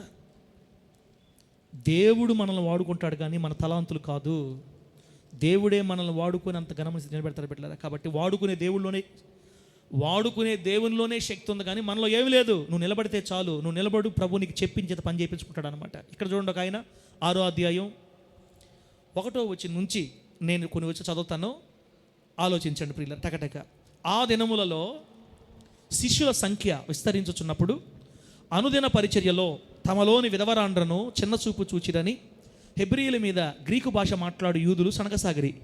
అప్పుడు 12 అపోస్తలులు తమ యొద్దకు శిష్యుల సమూహమును పిలిచి, మేము దేవుని వాక్యము బోధించుట మాని ఆహారము పంచిపెట్టుట యుక్తము కాదు. కాబట్టి సహోదరులరా, ఆత్మతోనూ జ్ఞానముతోనూ నిండుకొని మంచి పేరు పొందిన 7 మనుషులను మీలో ఏర్పరచుకొనుడి. మేము వారిని ఈ పనికి నియమింతము. మేమైతే ప్రార్థన యందును వాక్య పరిచర్య యందును ఎడతెగక ఉందుమని చెప్పిరి. ఈ మాట జనసమూహం అంతటికి ఇష్టమైనందున వారు విశ్వాసముతోనూ పరిశుద్ధాత్మతోనూ నిండుకొనిన, ఇక్కడి నుంచి విందాం. విశ్వాసముతోనూ పరిశుద్ధాత్మతోనూ నిండుకొనిన వాడైన స్టెఫను, ఫిలిప్పు, ప్రొకొరు, నీకానోరు, తీమోను, పర్మెనాసు, యూదుల మత ప్రవిష్టుడును అంతియొకయ వాడునగు నికోలాసు అను వారిని ఏర్పరచుకొని వారిని అపోస్తలులు నిలువబెట్టిరి. వారు ప్రార్థన చేసి వారి మీద చేతులుంచిరి. ఇక్కడ దాకా మనం మాట్లాడుకొని మళ్ళీ కింద చదువుతాం. లాస్ట్ మాట అక్క, మనం లీడ్ పాయింట్లు మర్చిపోకూడదు. ఈ 12 రోజుల్లో దేవుడు మనల్ని ఏ విషయంలో మాట కోరుకుంటాడంటే, పడిపోయిన మన గుడారాలన్నింటినీ తిరిగి లేవనెత్తి నిలబెట్టి కట్టాలని కోరుకుంటున్నాడు. మనం ఈ సంవత్సరం కానీ ఇంత ముందున్న సంవత్సరాలు కానీ ఎలా పడిపోయామంటే, ఇదిగో నేను దేనికి పనికిరాను, నా వల్ల ఏం కాదు, నాకేం తెలియదు, చదువు రాదు, నా వల్ల కాదు, నాకు జ్ఞానం లేదు, నాకేం చేతగదని ఒక పక్క సాతానుగాడు అనుమానం, అపార్థం, భయాలు పెడితే దేవునికి ఏమాత్రం ఉపయోగం లేకుండా ఒక నిరుపయోగంగా నువ్వు పడి ఉంటే, ప్రభు నిన్ను లేవనెత్తడానికి ఒక పశువుల కాపరిని మన ముందు తీసుకొని వచ్చాడు. పశువుల కాపరిని ప్రయోజకుడిగా మార్చిన యేసయ్య అప్రయోజకుడిగా దేవుడు ఎవరిని భూమి మీద పంపలేదు, మనల్ని అందరికీ తలాంతు ఇచ్చే భూమి మీదకి పంపాడు. అది గుర్తించాలి. ఈరోజు ధైర్యం తెచ్చుకోవాలి. నా తలాంతు ఏంటి ప్రభు, నువ్వు ప్రభువుని అడిగి ఆయన కోసం నడుం కట్టుకుంటే కొద్ది దినాలలోనే నీలో నుంచి ఒక వెలుగు ప్రకాశించి ఆయన నీకు ఏది ఇచ్చాడో దాని ద్వారా అనేకులు ప్రభు కోసం సంపాదించేటట్లుగా ప్రభు మనల్ని వాడుకుంటాడు. ప్రభువుకు మహిమ కలుగునుగాక. అపోస్తలుల కాలం దగ్గరికి వెళ్ళాం మనం. ఇప్పుడు యేసుక్రీస్తు వారు పరలోకానికి వెళ్ళిపోయిన తర్వాత సేవ 12 మంది అపోస్తులు చేస్తున్నారు. శిష్యుల సంఖ్య విరివిగా విస్తరిస్తుంది. అనేకులు యేసునామాన్ని విశ్వసించి సంఘములో చేర్చబడుతున్నారు. ప్రతిరోజు ఇంటింటా కూడుకొని దేవుని స్తుతిస్తున్నారు. సరే, కొంతకాలానికి ఏమైందంటే భోజన పరిచర్య ప్రారంభమైంది. చెప్పాలి, ఏ పరిచర్య? భోజన పరిచర్య అన్న ఇంటింటా రొట్టె విరుచుచు అనే మాట ఉంది కదా. దాని అర్థం ఏంటంటే, మనం దాన్ని ఇప్పుడు బల్ల అనుకుంటున్నాం. ఆ తొలి దినాల్లో బల్లలోనే ప్రేమ విందు ఉండేదన్నమాట. అంటే బల్ల అంటేనే ప్రేమ విందు. ఆ రోజుల్లో రొట్టె ద్రాక్షరసంతో పాటు ఇంకాస్త ఆహారాన్ని వడ్డించేవాళ్ళు. మొత్తం వాళ్ళు దేవుని గుర్తు చేసుకుంటూ తినేసేవాళ్ళు అనమాట. ప్రేమ విందు, బల్ల 2 కలిసి ఉండేవి ఆ రోజుల్లో ప్రారంభంలో. తర్వాత ఆ భోజనాల దగ్గర ఏదో గొడవలు వచ్చాయి. నేను చెప్తున్నా కదా, భోజనాల దగ్గర గొడవలు ఇప్పుడు కాదు స్టార్ట్ అయింది. రాహేలక్క ఎప్పుడు స్టార్ట్ అయినాయి? అదిగో 2000 సంవత్సరాల క్రితం స్టార్ట్ అయినాయి అన్న. రాహేలక్క వాళ్ళకే మొక్కలు ఎక్కువ వేస్తుంది. ఎప్పుడైనా గుర్తుపట్టు, ఆ ముత్తుకూరు వస్తేనే కొంచెం మొక్కలు పెంచుతుంది. ప్రకాష్ కూడా ఏందో ఈ మధ్య తగ్గిస్తున్నాడు. ఇప్పుడు నుంచి కాదు, అప్పటి నుంచే ఉంది. అందుకే మొక్కల దగ్గర చాలా జాగ్రత్త ఉండాలి మనం. సరే, మొక్కలు పక్కన పెడదాం, ఇది మన సబ్జెక్ట్ కాదు. భోజనాల దగ్గర విధవరాళ్ళని చిన్న చూపు చూసి విధవరాళ్ళకి భోజనం పెట్టకుండా ఏదో జరిగింది అక్కడ. ఇప్పుడు పేతురు గారు ఏమంటున్నారంటే, ఈ భోజన పరిచర్యకి ప్రత్యేకంగా ఒక 7 నియమిద్దాం మనం. ఎంతమందిని? మీలో మంచి పేరు పొందుకున్న వాళ్ళు, ఆత్మతో జ్ఞానంతో నిండుకున్న వాళ్ళు, దేవుని భయం కలిగిన వాళ్ళు, రోషంగా నమ్మకంగా ప్రభు కోసం మురికి అంటకుండా బ్రతుకుతున్న వాళ్ళు ఎవరైనా ఉంటే మీరే ఒక 7 మందిని తీసుకురండి, ప్రార్థన చేసి భోజన పరిచర్య కోసం వాళ్ళని మనం నియమిద్దాం అని అన్నాడు. మొత్తం మీద జల్లెడ వేసి స్కాన్ చేసి ఎక్స్రే తీసి మొత్తం మీద పట్టుకుంటే 7 మంది తేలేరు. ఈ 7 మంది పేర్లు కూడా చదివాం మనం. మొదట ఆయన పేరు ఏం పేరు? స్టెఫను, ఫిలిప్పు, ప్రొకోరు, నికానోరు, తీమోను, తర్వాత పర్మెనాసు, ఆ తర్వాత లాస్ట్ అయిన నికోలాసు. అది 7 మంది తీసుకొచ్చారు. ఈ 7లో 5 పక్కన పెట్టేద్దాం. స్టెఫన్ని, ఫిలిప్పుని మనం తీసుకున్నాం. ఇప్పుడు ఫిలిప్పు గారిని కూడా కొంచెం పక్కన పెడదాం. స్టెఫన్ మన పాయింట్ ఈరోజు. స్టెఫను అంతవరకు దేవుని మందిరంలో నమ్మకమైన విశ్వాసిగా ఉన్నాడు. అక్క రాహేల ఏసరక్క, నువ్వు బాప్తిసం తీసుకున్నావు 10 సంవత్సరాలు అనుకుందాం. ప్రభు దగ్గర బాప్తిసం తీసుకున్నాను ఎందుకంటున్నానంటే, బాప్తిసం తీసుకున్నప్పుడే మనం దేవుని సంఘంలో, మనం దేవుని బిడ్డగా లెక్కలోకి వస్తామన్నమాట. బాప్తిసం తీసుకున్న రోజే నువ్వు ముద్రించబడతావు కాబట్టి అప్పటి నుంచి నువ్వు ప్రభు బిడ్డవి. తీసుకున్న 10 సంవత్సరాలు అయింది. ప్రభు సన్నిధిలోకి వచ్చి బాప్తిసం తీసుకున్నాడు స్టెఫను. దేవుని మందిరంలో నమ్మకస్తుగా ఉన్నాడు. సాధారణ విశ్వాసి, అందరిలాగే ప్రభుని నమ్ముకున్నాడు. యూదుడే, యేసును విశ్వసించి యేసు ద్వారానే పరలోకమని నమ్మి ఇప్పుడు వాక్యం వింటున్నాడు. కొత్తగా ప్రభువులో చేరాడు. నేనేమంటానంటే, స్టెఫన్ని తల్లి గర్భంలో పంపించేటప్పుడు తలాంతులు ఇచ్చి పంపించాడా? తలాంతులు ఇవ్వకుండా పంపించాడా? తలాంతులు ఇచ్చే 5, 2, 3, 1, 10 తర్వాత సంగతి. తలాంతులు లేకుండా, టాలెంట్స్ లేకుండా, వరాలు లేకుండా, దేవుని కొరకు ఏదో ఒకటి భూలోకంలో మనం చేయగలిగింది మనకు ఇవ్వకుండా ఒక్కరిని కూడా దేవుడు పంపలేదు. అందరికి వరాలు ఇచ్చే పంపించాడు దేవుడు భూమి మీదకి. స్టెఫను ఇప్పుడు బాప్తిస్మం పొంది సంఘంలోకి వచ్చాడు. లేఖలాగా ఏమనుకుంటాడంటే, మా లేఖలాగా మాదేముంది అయ్యగారు, మాదేముంది అయ్యగారు, ఇదే పని. ఎవరిది? స్టెఫన్ది. స్టార్టింగ్లో ఇదే పని. మాదేముంది అయ్యగారు, మేము కొత్తగా బాప్తిస్మం, మాదేముంది అయ్యగారు, ఇదే పని. పాపం స్టెఫన్ గారు పాప భయస్తుడు పాప ఫస్ట్లో.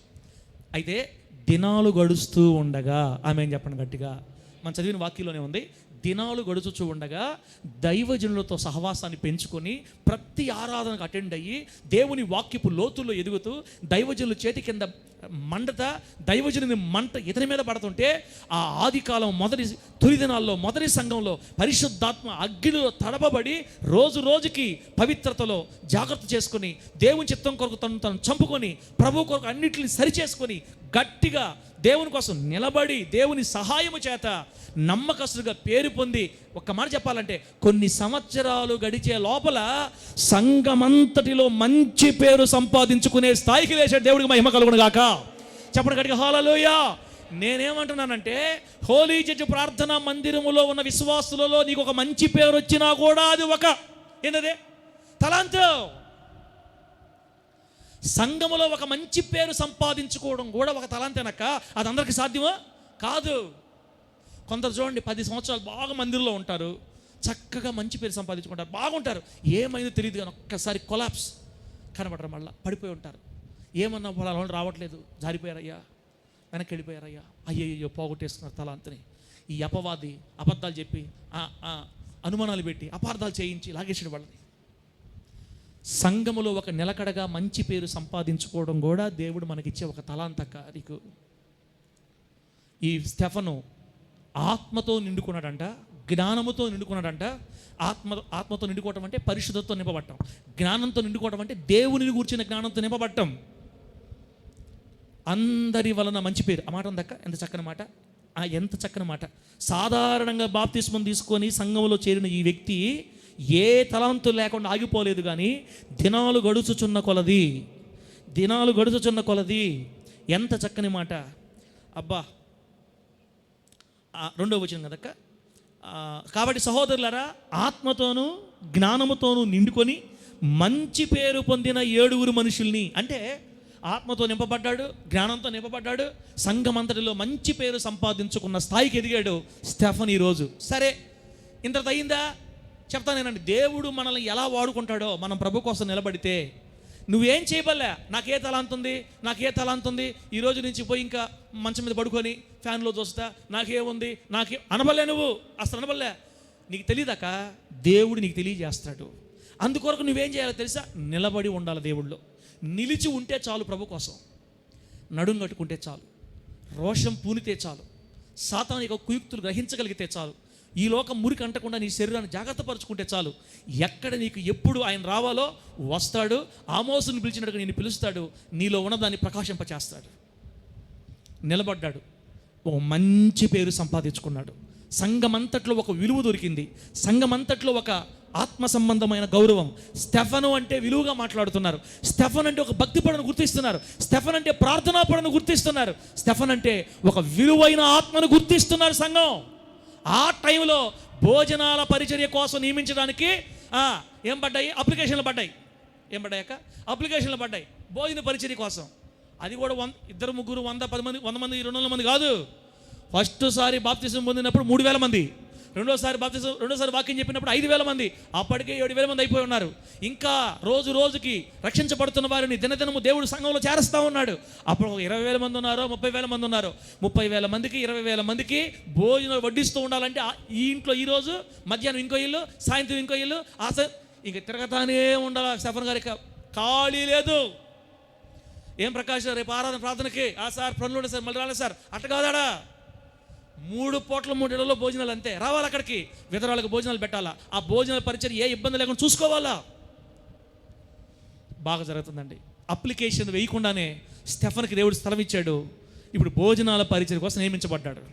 ఇప్పుడు నేనేది ఏంటంటే, సంఘంలో మంచి పేరు సంపాదించుకొని అక్కడే ఆగిపోవటం అనేది దేవుని చిత్తం పూర్తి చేయడం కాదు. ఒక వ్యక్తి మంచి పేరు సంపాదించుకొని అక్కడ ఆగిపోవటం ఇదే దేవుని చిత్తం పూర్తి అయిపోయినట్టు కాదు. అక్కడి నుంచి మళ్ళీ ఇంకో మెట్టు ఉంది, పరిచర్యలు అడుగు పెట్టాలా. భోజనాల పరిచర్య, ఇది సౌండ్ సిస్టమ్ పరిచర్య, సంఘానికి సేవకుడికి దేవుని పనికి సంబంధించిన ఏ పరిచర్య అయినా, వాహనాల పరిచర్య, దేవుని పని జరగడానికి నువ్వు ఏదో ఒక దాంట్లో నువ్వు అడుగు పెట్టాలా. వస్తావు, ఖచ్చితంగా తీసుకొస్తాడు దేవుడు.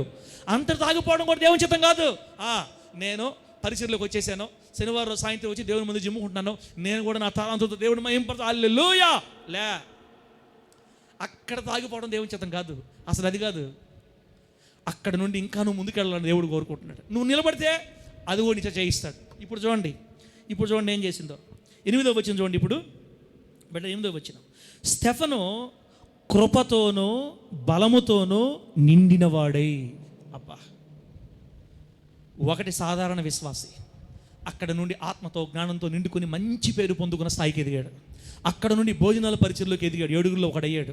అక్కడ నుండి ఇప్పుడు కృపతో బలముతో నింపబడ్డాడు దేవుని చేత. దేవుని కృప బలముగా నిండిపోయింది. అబ్బా, దేవుని బలంతో నింపబడ్డాడు. ఇది ప్రధానమైన మెట్టు. అంతటితో కాకుండా ఇప్పుడు 5వ చూడండి, మళ్ళీ ఇంకా ఎక్కడికి ఎదిగాడంటే, కృపతో బలముతో నిండిన వాడై ప్రజల మధ్య మహత్కార్యములను గొప్ప సూచక క్రియలను చేయుచుండెను. ఏం చేశారంటన్నా? ప్రజల మధ్య గొప్ప సూచక కార్యాలు, అద్భుత కార్యాలు. ప్రార్థన చేస్తే బాగుపడిపోతున్నారు అంతే. ప్రార్థన చేస్తే పక్షవాతులు నడుస్తున్నారు. ప్రార్థన చేస్తే చనిపోయిన వాళ్ళు లేస్తున్నారు. ప్రార్థన చేస్తే రోగాలు బాగవుతున్నాయి. ప్రార్థన చేస్తే దయ్యాలు పోతున్నాయి. ఎవరికి?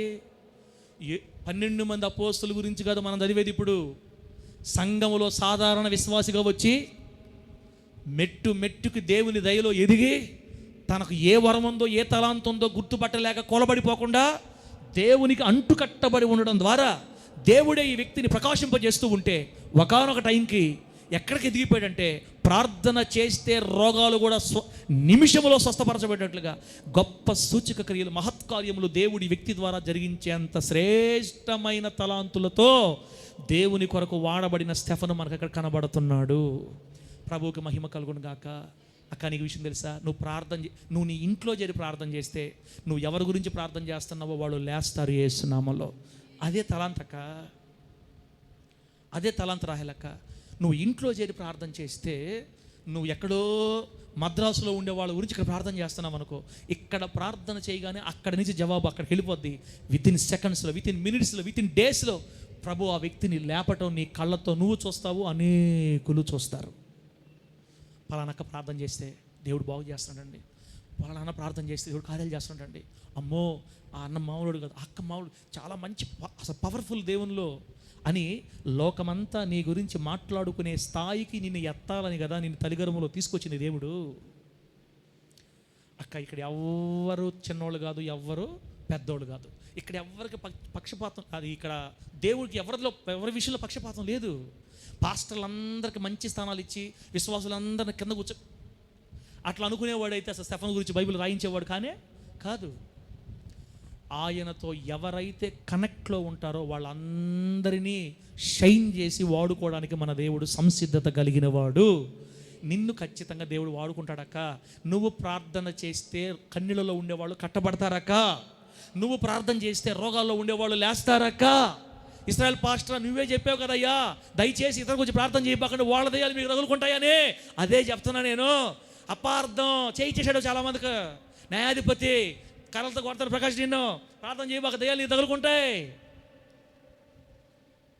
ఒకనొక సమయంలో నేను ఒక రకంగా చెబితే మన బిడ్డకి ఇంకో రకంగా అర్థమైపోయింది. నేనేం చేయలేను దానికి. నేనేం చెప్పానంటే, చేతులు పెట్టి ప్రార్థన చేయబాకండి, చేతులు పెట్టి చేయబాకండి, ఎందుకు వచ్చిన బాధ, హస్త నిక్షేపం చేయొద్దన్నాడు దేవుడు అని. ఇప్పుడు నేనేమంటున్నానంటే, చేతులు పెట్టేవా, కూర్చొని చేసేవా, లేచి చేసావా అనవసరం. నువ్వు ప్రార్థన చేస్తే లేచేస్తారు యేసు నామములో. అది నీకు ఇచ్చి పంపించాడక్క ఆల్రెడీ దేవుడు భూమి మీదకి. ప్రార్థనలు పాస్టర్లు చేయాలి సార్, మనం కాదు సార్. అటు చెప్పకండి సార్, మీరు అటు చెప్పకండి. అదే సైతాన్ గాడు మనకు చేసిన అపార్థం. అక్క, మనందరూ దేవుని రక్తంలో కడగబడ్డాం. యోబు గారు పాస్టర్ విశ్వాసన్నా చెప్పండి? యోబు గారు పాస్టర్ గారు విశ్వాసి. విశ్వాస గురించి బైబిల్ దేవుడు ఏం రాయించాడు తెలుసా? యోబు గారిని తాకాలంటే ఇప్పుడు ఎవరైనా ముందు కావాలంటే దేవుడు సాతాన్ గడికి ఇప్పుడు ఏం చెప్పాడంటే, రే అబ్బాయి ఏడ నుంచి వస్తున్నావు? ఇటు తిరిగి అటు ఇటు తిరగతా వచ్చానయ్యా. భూమి మీద తిరిగావా? సరే, అంత తిరిగినప్పుడు నీకు యోబు కనపడలా అన్నాడు. తెలుసు. యోబు క్వాలిటీస్ చెప్పాడు. యథార్థవంతుడు, న్యాయవంతుడు, నా యందు భయభక్తులు, చెడుతను విసర్జించిన వాడు, భూమి మీద అతని వంటి వాడు ఇంకొకడు లేడు. తెలుసా నీకు? ఓరకనే భక్తి చేశాడా?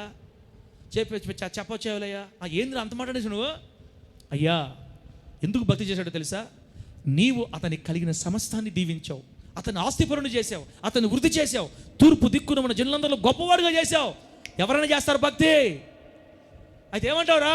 నన్ను వదిలి చూడు, నీ కళ్ళ ఎదుటి నేను నిన్ను దూషించినట్టు చేస్తా. అంత సంతోషపడవాకు, అంత లేదు. ఆస్తులు తీసి ఎవరైనా భక్తి చేస్తారు.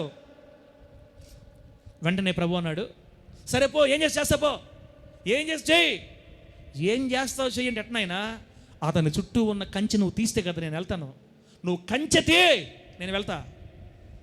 యోబు గారి చుట్టూ కంచె ఉందంట, యోబు గారి కుటుంబం చుట్టూ కంచె ఉందంట, యోబు గారికి కలిగిన సమస్తము చుట్టూ కంచె. దేవునికి మహిమ కలుగునుగాక. అంటే నిన్ను నన్ను తాకాలంటే 3 కంచెలు దాటి రావాలి వాడు మన దగ్గరికి. ఏ కంచె దాటాలన్నా అనుమతి ఎవరు ఇవ్వాలి? విశ్వాసికి. ఒక విశ్వాసిని తాకాలంటే సాతానుగాడు దేవుని అనుమతి కావాలా. ఇప్పుడు నిన్ను దాకాలన్నా, నన్ను దాకాలన్నా, ఎవరిని దాకాలన్నా సాతానుగాడు నిన్ను తాకాలంటే దేవుని అనుమతి కావాలక్క. మన విశ్వాసాన్ని పెంపొందించుకుందాం. ఇప్పుడు కాస్త పైకి లేద్దాం. దేవుడు లేపుతున్నాడు నీ పైకి. లే, పడిపోయిన గుడారాలు యేసు నామములో కట్టబడును గాక. పడిపోయిన గుడారాలు యేసు నామములో లేవనెత్తబడును గాక.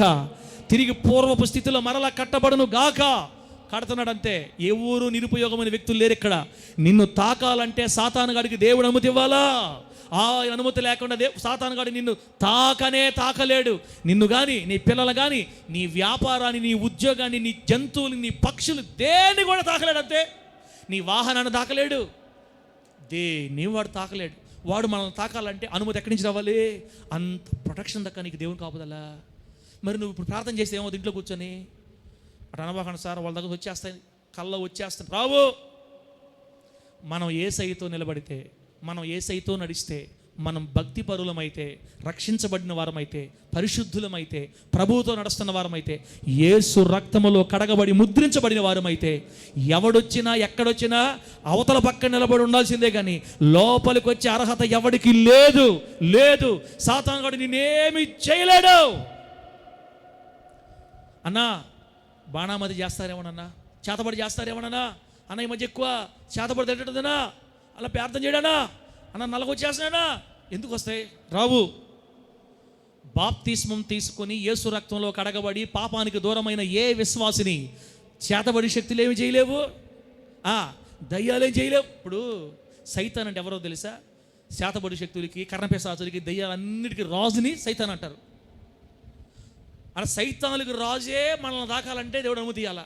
ఇక పిల్ల బచ్చాలు మనల్ని ఏం చేస్తాయి రహలక? పిల్ల బచ్చాలు ఏం చేస్తాయి మనల్ని? భయాలు, మనకి అపార్థం. సైతాన్గా మనకు అపార్థం చేయించే పాస్టర్ల చేత.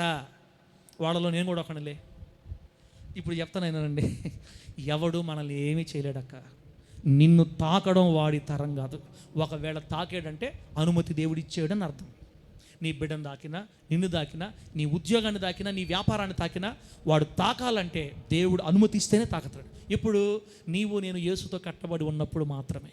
ఒకవేళ యేసుకు వెలుపల ఉన్నామనుకో, ఒకవేళ మన మార్గాలు చెరిపేసుకొని దేవునికి దూరం అయిపోతే అప్పుడు ఏదన్నా వాడు దెబ్బ పడచ్చేమో. కానీ దేవునితో నడుస్తున్నప్పుడు వాడు మనల్ని ఏమీ చేయలేడు.